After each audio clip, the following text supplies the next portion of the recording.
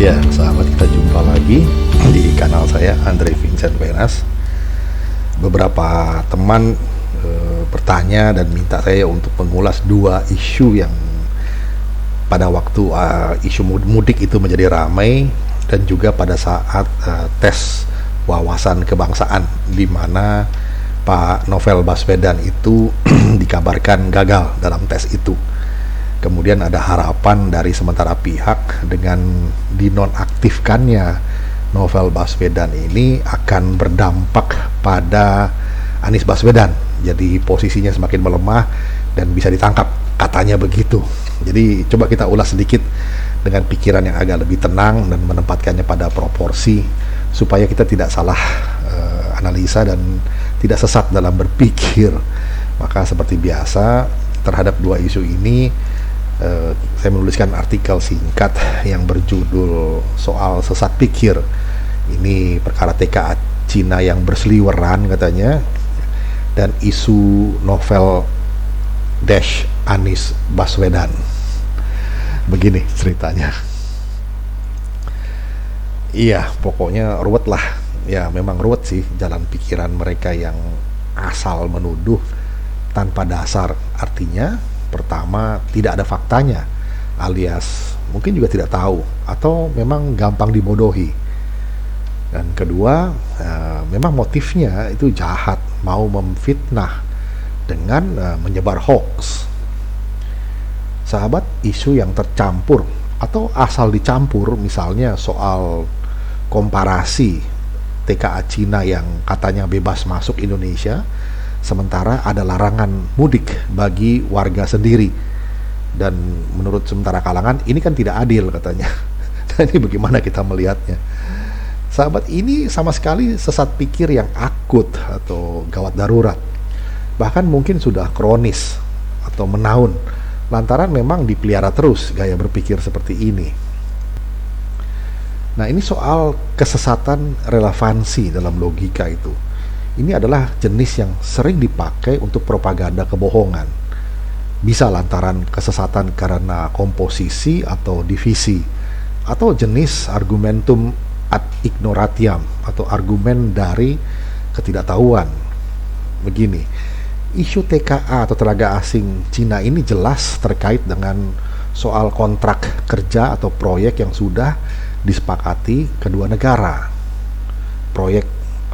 Prosedur kesehatan atau prokes yang ketat pun diberlakukan agar para pekerja Cina yang jumlahnya terbatas serta ketat terkendali ini bisa masuk ke proyek-proyek yang mesti segera mereka kerjakan sesuai jadwal yang ada di kontrak, bukan? Jelas jumlah TKA Cina ini tidaklah masif dan sangat bisa dikendalikan baik oleh dinas maupun oleh perusahaan. Mereka bukan mau mudik atau pelesiran. Mereka semua ini terintegrasi dalam kontrak kerja proyek pembangunan yang sudah disepakati. Itu saja sih sebetulnya. Dan tentu ini jelas berbeda dengan gerakan masif para pemudik dari segala daerah asal ke segala penjuru tujuan dengan mengabaikan prokes. Gerakan mudik secara masif ke segala arah ini jelas sangat berpotensi menimbulkan ledakan klaster-klaster COVID-19 yang baru, dan ini berpotensi besar mencelakakan semuanya. Lagi pula adalah prinsip pemerintahan dimanapun untuk selalu dan terutama adalah menjaga keselamatan rakyatnya. Ingat prinsip salus populi suprema lex esto. Baik rakyatnya itu sudah paham atau belum, bahkan tidak paham dengan kebijakan yang diambil pemerintah. Lantaran policy itu bukan soal popularitas, tapi soal to do the right things right. Begitu. Jadi, janganlah kita gampang termakan propaganda bernuansa fitnah bodoh yang mengatakan bahwa pemerintah tidak adil dengan membiarkan TKA Cina masuk versus dilarangnya warga sendiri untuk mudik. Ini dua hal yang tidak relevan, tidak ada relevansinya. ini jelas menyesatkan, motif hoaxnya sangat jahat. Hanya sekedar mendiskreditkan kebijakan pemerintah yang kelihatannya seolah tidak populer. Padahal itu demi keselamatan bangsa, demi kepentingan yang lebih luas jangkauannya.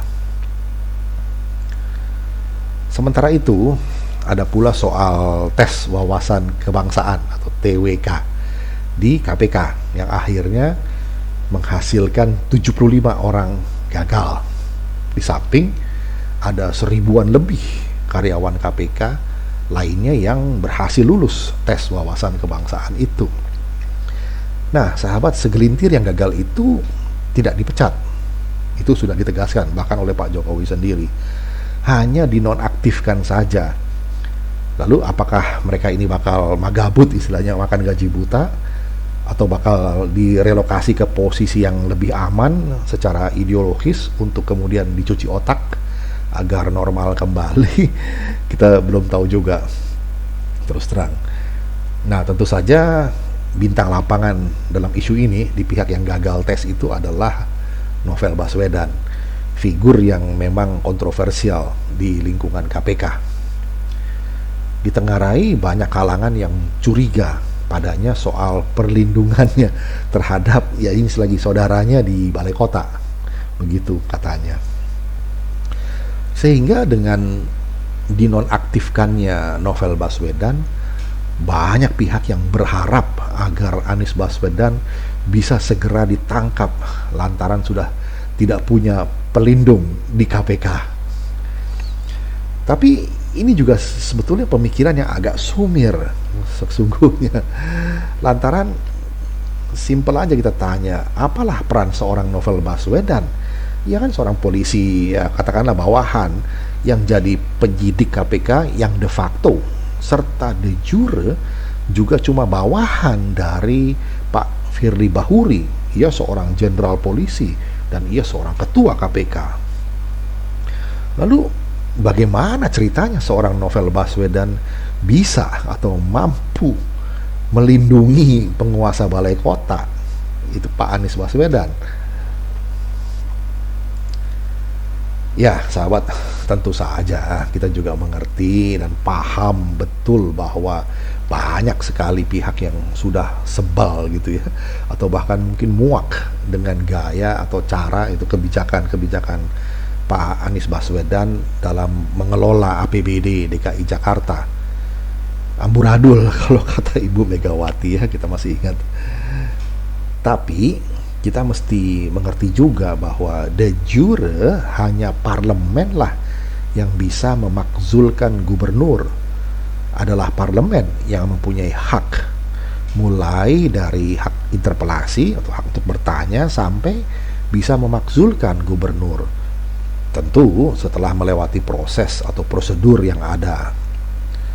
Sementara KPK hanya bisa memproses gubernur atau pejabat manapun jika mereka tuh terindikasi terlibat dalam kasus korupsi ya atau gratifikasi. Persoalannya, namun bagaimana KPK bisa menggiring gubernur ke dalam ranah kasus korupsi kalau semua kebijakannya telah disetujui oleh parlemen? Mana bisa kalau sudah dilegalisasi oleh DPRD-nya. Dilegalisasi itu artinya disahkan begitu, sah secara hukum oleh DPRD-nya. Sahabat, sementara ini apapun kebijakan yang diambil oleh Pak Anies Baswedan itu telah mendapat persetujuan Parlemen Jakarta. Ambil contoh misalnya soal program Formula E yang sering ramai itu kan, yang sudah disetujui ini sebetulnya oleh Parlemen DPRD DKI Jakarta periode yang lalu. Sudah disetujui lah mereka periode 2014 sampai 2019 berjalan kan. Dan tentu saja banyak program lainnya yang dicurigai oleh sementara kalangan sebagai program bancakan berjamaah antara eksekutif dan legislatif.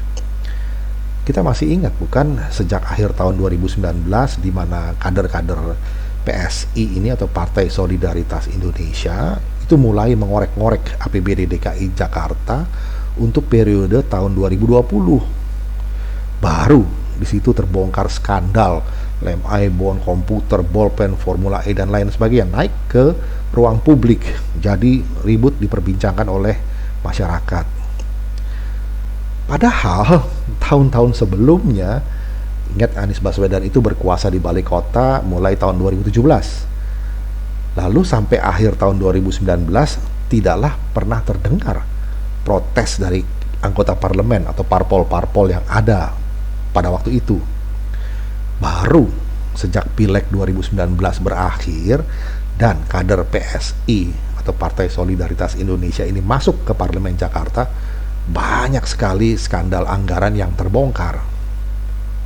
Jadi, kalau soal amburadulnya Anies Baswedan, kita harus mengerti juga bahwa pihak yang selama ini melindunginya adalah kekuatan-kekuatan politik oligarkis yang ada di Parlemen Jakarta, yaitu parpol-parpol yang ada di Kebon Sirih minus PSI. Itu jelas. Kita pun masih ingat semenjak PSI mempersoalkan banyak mata anggaran yang aneh-aneh, soal detail anggaran yang tidak pernah diunggah lagi saat ini di website resmi Pemda, soal rancangan APBD yang tidak pernah jauh-jauh hari disampaikan kepada anggota parlemen untuk dibahas secara mendalam, bukan? Sampai ke soal inisiatif PSI untuk menginterpelasi yang selalu ditolak oleh fraksi-fraksi atau parpol lain. Dan akhirnya PSI ditinggal sendirian lantaran semua fraksi lain walk out dalam sidang paripurna. Katanya salah satunya lantaran sakit hati rencana bancakan mereka lewat usulan kenaikan tunjangan jumbonya ditolak oleh fraksi PSI. Ini membuat kader-kader Partai Solidaritas Indonesia atau PSI seperti William Aditya Sarana, Anthony Winza, Neng Maliana Sari dan kawan-kawannya berdelapan, mereka itu melongo. Ada apa sih dengan para senior yang katanya mewakili Jakarta?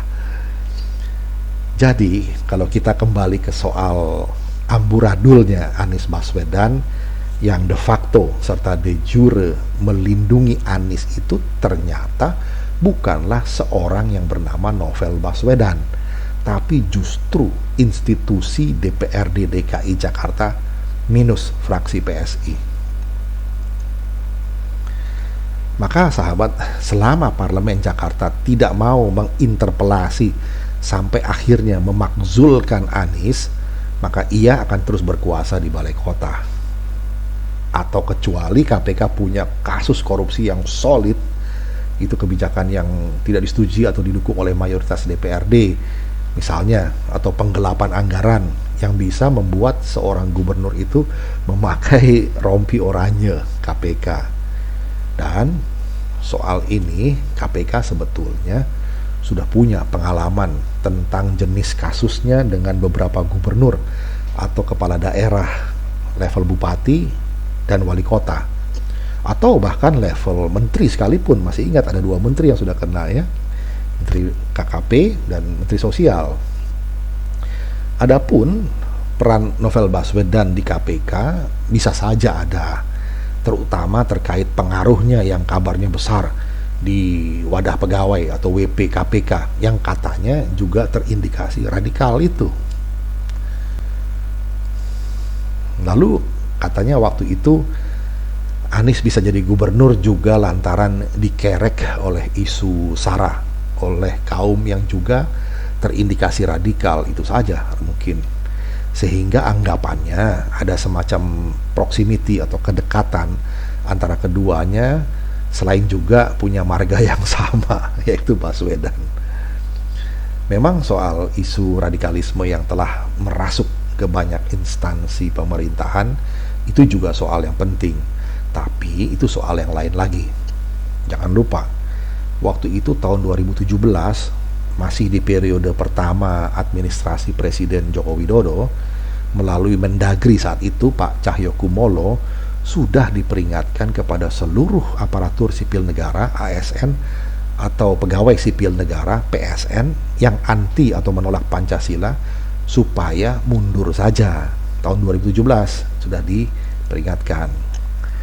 Tentu saja kita sepakat dengan itu. Lantaran ASN atau PSN itu direkrut oleh negara, seharusnya juga aktif menjaga ideologi negara.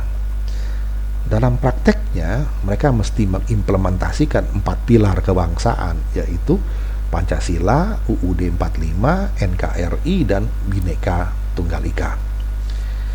Maka sudah sepatutnya jika mereka mesti berani untuk menentukan sikap terhadap siapapun yang mencoba mengganti atau melawan Pancasila yang sudah final sebagai ideologi negara. Sehingga konsekuensinya, jika masih ada saja ASN atau PNS yang melawan Pancasila, maka mereka seharusnya mengundurkan diri saja. Ya mesti konsekuen dong. Dulu di tahun 2017 itu masih merupakan peringatan. Namun sekarang di tahun 2021, periode kedua Pak Jokowi, peringatan itu sudah menjadi tindakan nyata untuk membersihkan instansi pemerintah dimanapun dari anasir-anasir radikalisme yang bertentangan dengan Pancasila. Salah satunya lewat cara TWK atau tes wawasan kebangsaan. Nah, sahabat, sementara pemerintah bekerja keras untuk itu, kita juga mesti terus mempertajam daya kritis kita. Jangan mau lagi dikibuli lewat program hoax yang membodohi serta cenderung memfitnah. Maka hati-hatilah dengan propaganda sesat pikir soal TKA, Cina yang berseliweran, dan isu novel Anies Baswedan yang ditiupkan oleh sementara pihak hanya untuk mengalihkan perhatian kita dari isu yang sesungguhnya jadi premis utamanya. Nah, sebagai adagium penutup, saya kutipkan dari Mark Twain, ini kata-kata yang terkenal, that it is easier to fool people than to convince them they have been fooled. Semoga bermanfaat. Kita jumpa lagi di session